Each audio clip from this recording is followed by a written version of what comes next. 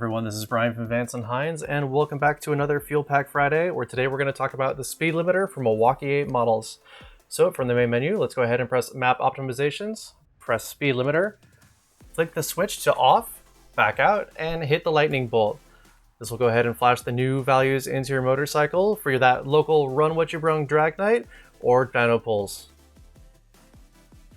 Now to do this another way, we'll go ahead and back out to the main menu, select View Edit Maps, press the highlighted map, go down to the General button, and you'll see the speed limiter menu here as well. And again, you can toggle the switch on and off, go back and flash it.